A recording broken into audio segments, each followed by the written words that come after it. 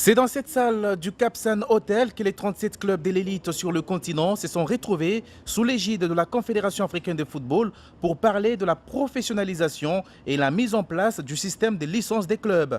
Côté congolais, 2 clubs seulement ont été conviés, à savoir l'ASV Club, représenté par son secrétaire général Patrick Banichai, et le TP Mazembe qui a dépêché à Cape Town son manager général Frédéric Kitenge Kinkumba, son directeur financier Salomon Idi Kalonda et bien évidemment son président Moïse Katumbi Chapwe qui a partagé son expérience avec les autres participants sur le développement des infrastructures des clubs et des stades.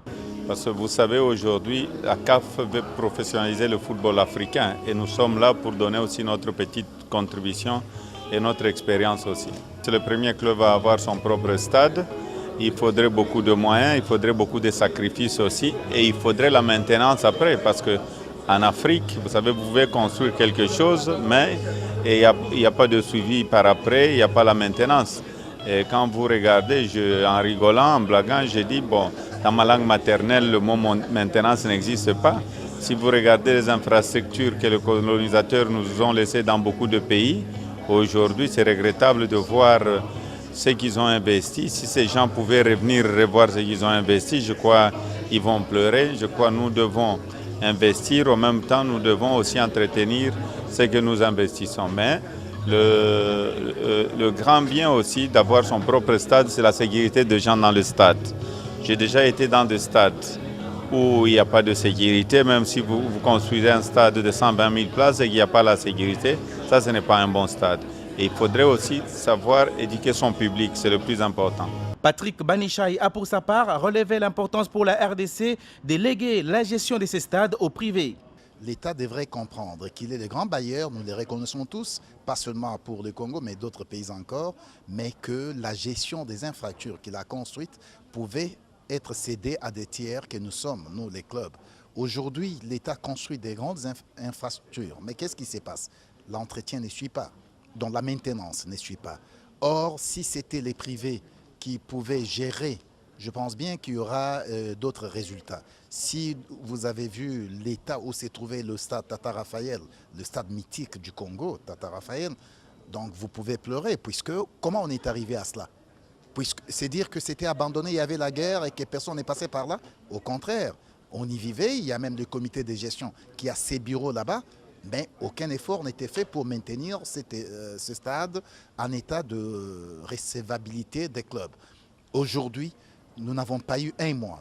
Dans moins de 2 semaines, les gens entrent au stade Tata Raphaël, pas d'odeur dans les couloirs, dans les vestiaires on ne pouvait pas accéder, on y entre et on peut même, pas on peut, on y mange maintenant. Donc tout a été fait dans un temps record et si on avait laissé qu'à la seule gestion du propriétaire qui est l'État, je pense très bien qu'on devait s'attendre à l'écroulement donc de cet édifice public. En sa qualité de président de la commission d'octroi des licences de la CAF, le président de la Fédération congolaise de football association Constant Omari Selemani a tout au long des travaux insisté sur le développement des clubs nécessaires pour un bon football africain. Nous parlons des infrastructures et vous avez suivi, vous êtes une chaîne nationale. Vous avez déjà suivi ce que la CAF est tentée de lancer comme exigence pour les infrastructures qui permettront aux clubs de bénéficier des licences de la part de leur fédération afin éventuellement les clubs qui sont champions de participer à une compétition de la CAF. Ça signifie qu'au jour d'aujourd'hui, mieux qu'hier, les infrastructures, l'amélioration des infrastructures devient une exigence. Et c'est pour cela que nous, comme nous devons organiser la CAN U23 en 2015, nous devons profiter de cette aubaine, non seulement pour la ville de Kinshasa ou la ville de Lubumbashi, comme les études que nous sommes en train de le faire, ce sont les 2 villes choisies dans un premier temps, mais il faudrait étendre cette expérience à travers toutes les provinces.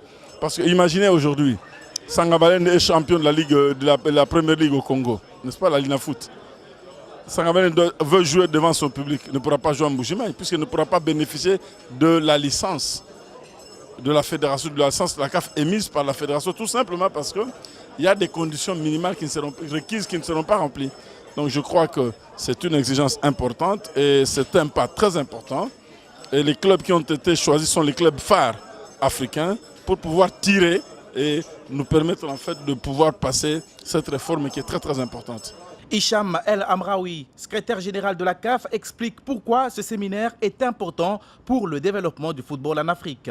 La CAF organise ce séminaire des licences de clubs pour mettre en avant l'importance de ce programme de développement. que la CAF met en place et demande le soutien express des fédérations, car c'est les fédérations qui émettent les licences pour leurs clubs. Mais surtout, on a voulu aujourd'hui ouvrir le dialogue avec les clubs. Les écouter, comprendre leur expérience, leurs problèmes, pouvoir débattre de problèmes majeurs qui sont infrastructurels, techniques, managériels ou financiers, et pouvoir comprendre ces problèmes-là pour pouvoir les traduire en des procédures efficaces pour pouvoir apporter un soutien maximal à nos fédérations membres qui, à leur tour, doivent apporter le soutien nécessaire aux clubs. Donc c'est une occasion de débattre, d'échanger sur des points extrêmement importants, la formation des jeunes, les infrastructures, les stades, les aspects financiers, les gestions de clubs. On a eu des exemples concrets de l'Espérance, de Mazembe, de Stade Malien et de différents présidents de fédérations. Donc le but est vraiment de créer un échange, un dialogue et d'apprendre des uns des autres pour pouvoir améliorer des programmes de mise en place par rapport aux licences de club. Finalement, le but ultime, c'est vraiment d'améliorer le développement du football africain et d'augmenter le niveau de professionnalisme. A noter que ce séminaire a été subdivisé en 8 ateliers sur 2 jours, le 30 et 31 janvier, à l'aube de la finale du 3e championnat d'Afrique des Nations.